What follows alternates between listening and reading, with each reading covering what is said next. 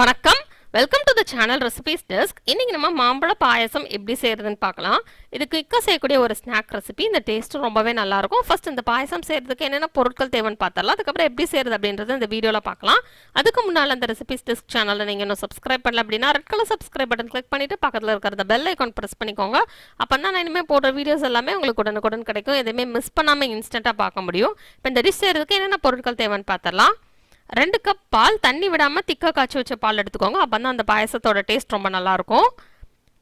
ஒரு மாம்பழம், நல்லா பழுத்திருக்கிற மாம்பழம் எடுத்துக்கலாம். இது மிக்சியில் அரைச்சோம் அப்படின்னா 1/2 கப் நமக்கு கிடைக்கணும். பாஸ்மதி அரிசி 2 டீஸ்பூன், நீங்கள் எந்த அரிசினாலும் யூஸ் பண்ணிக்கலாம். 2 டேபிள் ஸ்பூன் சர்க்கரை. மாம்பழம் நல்லா இனிப்பாக இருந்தது அப்படின்னா 2 டேபிள் ஸ்பூன் போதும். இல்லைனா 3 இல்லைனா 4 டேபிள் ஸ்பூன் சர்க்கரை எடுத்துக்கோங்க. முந்திரி பருப்பு தேவையான அளவு, 1/4 டீஸ்பூன் ஏலக்காய் தூள், குங்குமப்பூ 1/4 டீஸ்பூன். இது ஆப்ஷனல் தான். இது சேர்த்துக்கிட்டோம் அப்படின்னா அந்த ஃப்ளேவரும் டேஸ்ட்டும் கூட கொஞ்சம் நல்லாயிருக்கும். ஃபஸ்ட்டு நம்ம எடுத்து வச்சிருந்த 2 கப் பால்லேருந்து கொஞ்சம் பால் எடுத்து அது கூட குங்குமப்பூ சேர்த்துடலாம். மிதமான சூட்டில் இருக்கிற பாலில் நம்ம குங்குமப்பூ சேர்த்துடலாம். சேர்த்து இதை மிக்ஸ் பண்ணி வச்சிடலாம்.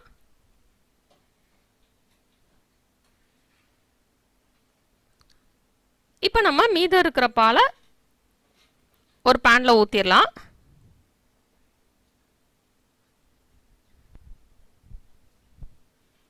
இதில் நான் ஆல்ரெடி காய்ச்சி ஃப்ரிட்ஜில் வச்ச பால் எடுத்திருக்கேன். அதனால் இது சூடாகிற வரைக்கும் நான் இப்போ இதை கொதிக்க விட போகிறேன்.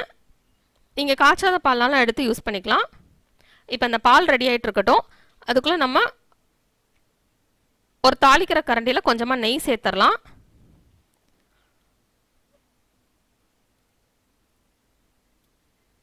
ஒரு டீஸ்பூன் அல்ல 2 டீஸ்பூன் நெய் சேர்த்துடலாம். இப்போ இதில் நம்ம பாஸ்மதி அரிசி சேர்த்து நல்லா லோ ஃப்ளேமில் வச்சு ஃப்ரை பண்ணிடலாம். இந்த அரிசியோட கலர் சேஞ்ச் ஆகட்டும், அது வரைக்கும் ஃப்ரை பண்ணிடலாம். இதுக்கு எந்த அரிசினாலும் யூஸ் பண்ணலாம். சாப்பாட்டு அரிசி கூட யூஸ் பண்ணிக்கலாம். இது நல்லா ஃப்ரை ஆகணும். இது நல்லா ஃப்ரை ஆனதுக்கப்புறம் இதை ஆற விட்டுட்டு இதை அரைச்சி எடுத்துடலாம்.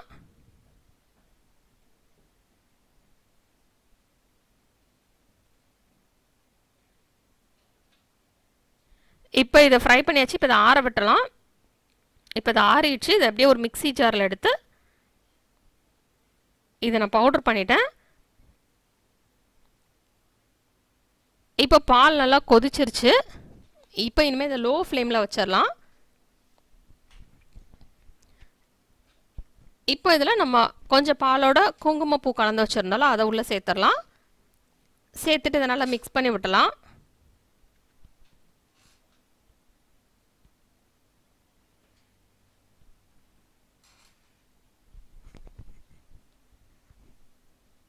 நெக்ஸ்ட் இதில் நம்ம பவுடர் பண்ணி வச்சுருக்கிற அந்த அரிசி சேர்த்துடலாம்.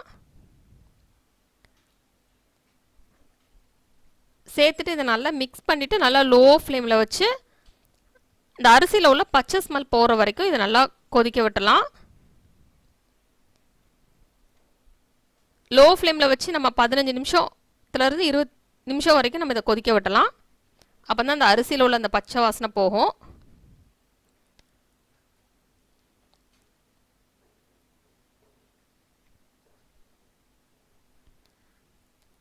இப்போ இது நல்லா கொதிச்சு அந்த பச்சை வாசனைலாம் போயிடுச்சு. நெக்ஸ்ட் இதில் நம்ம சர்க்கரை சேர்த்துடலாம்.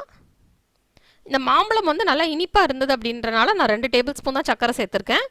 இல்லைனா நீங்கள் கூட 1 டேபிள் ஸ்பூன் அல்ல 2 டேபிள் ஸ்பூன் சர்க்கரை சேர்த்துக்கோங்க. உங்கள் இனிப்பு லெவலுக்கு தகுந்தாலும் நீங்கள் இதில் சர்க்கரை சேர்த்து மிக்ஸ் பண்ணிடுங்க. இந்த பாயாசத்துக்கு நல்ல ஒரு பிரைட் எல்லோ கலர் கிடைக்கணும் அப்படின்னா நம்ம இதில் வெள்ளை சர்க்கரை யூஸ் பண்ணிக்கலாம். இல்லைனா நீங்கள் நாட்டு சர்க்கரையோ வெல்லமோ யூஸ் பண்ணிக்கலாம். இப்போ இதை சேர்த்து நல்லா மிக்ஸ் பண்ணி விட்டுலாம். நல்லா அந்த சர்க்கரை கரையட்டும்.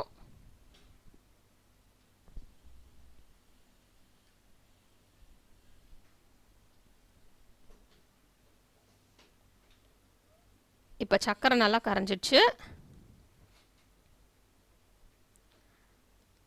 நெக்ஸ்ட் இதில் ஏலக்காய் தூள் சேர்த்துடலாம். ஸ்டவ் ஆஃப் பண்ணிவிட்டு ஏலக்காய் தூள் சேர்த்து மிக்ஸ் பண்ணிவிட்டு இதை கொஞ்சம் ஆற விட்டுறலாம்.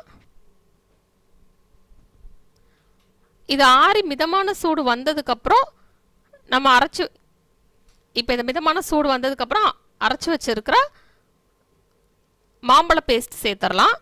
ஏன்னா நம்ம அப்படியே சூட்டோடு சேர்த்தோம் அப்படின்னா தெரிஞ்சிரும். அதனால் கொஞ்சம் இது ஆறட்டும். அதுக்கப்புறம் நம்ம மாம்பழ பேஸ்ட் சேர்த்து மிக்ஸ் பண்ணிடலாம்.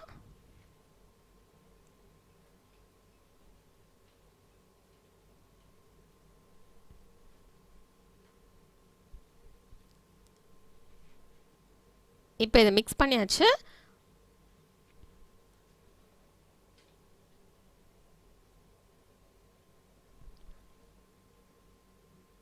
இது நல்லா மிக்ஸ் ஆனதுக்கப்புறம்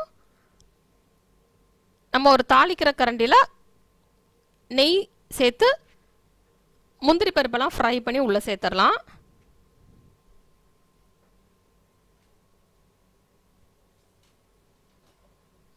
தேவையான அளவு நெய் சேர்த்துக்கலாம்.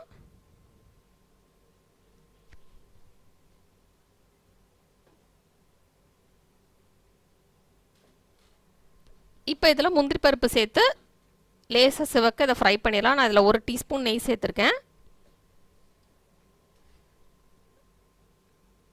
நல்லா லோ ஃப்ளேமில் வச்சு நம்ம முந்திரி பருப்பை ஃப்ரை பண்ணிடலாம்.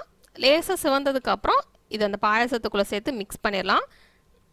நம்ம பாயசம் சாப்பிட்றப்போ இந்த முந்திரி பருப்பு டேஸ்ட் வந்தால் நல்லாயிருக்கும். அதனால் நம்ம இதை ஃப்ரை பண்ணி சேர்த்துக்கலாம். நமக்கு எவ்வளோ தேவையோ சேர்த்துக்கலாம்.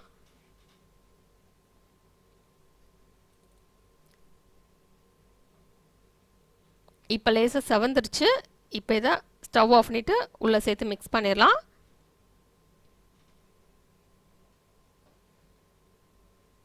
இப்போ நமக்கு சுவையான மாம்பழ பாயாசம் ரெடி ஆயிடுச்சு. இந்த டைமில் மாம்பழ சீசன் அப்படின்றனால இந்த மாதிரி பாயாசம்லாம் செஞ்சு சாப்பிடலாம். இந்த டேஸ்ட் ரொம்பவே நல்லாயிருக்கும். இது அப்படியே சூடாக சாப்பிட்டாலும் நல்லாயிருக்கும். இல்லை இதை ஃப்ரிட்ஜில் வச்சு சாப்பிட்டோம் அப்படின்னா இன்னும் நல்லாயிருக்கும். இந்த ரெசிபி நீங்கள் வீட்டில் ட்ரை பண்ணி பாருங்கள். இந்த ரெசிபி உங்களுக்கு பிடிச்சிருந்தா லைக் பட்டன் கிளிக் பண்ணுங்கள். உங்கள் ஃப்ரெண்ட்ஸோட இந்த ரெசிபியை ஷேர் பண்ணுங்கள். மறக்காம இந்த சேனலுக்கு சப்ஸ்கிரைப் பண்ணிவிட்டு பக்கத்தில் இருக்கிற பெல் ஐக்கான் ப்ரெஸ் பண்ணிக்கோங்க. அப்போ தான் இனிமேல் போடுற வீடியோஸ் எல்லாமே உங்களுக்கு உடனுக்குடன் கிடைக்கும். எதையுமே மிஸ் பண்ணாமல் இன்ஸ்டண்ட்டாக பார்க்க முடியும். இந்த ரெசிபியை பார்த்ததுக்கு ரொம்ப நன்றி. தொடர்ந்து இந்த சேனலோட இணைந்தர்கள் புதிய புதிய ரெசிபிகளுக்காக இந்த ரெசிபி ட்ரை பண்ணிவிட்டு எப்படி வந்திருக்கு அப்படின்றத கீழே உள்ள கமெண்ட்ஸ் பாக்ஸில் மறக்காமல் சொல்லுங்கள்.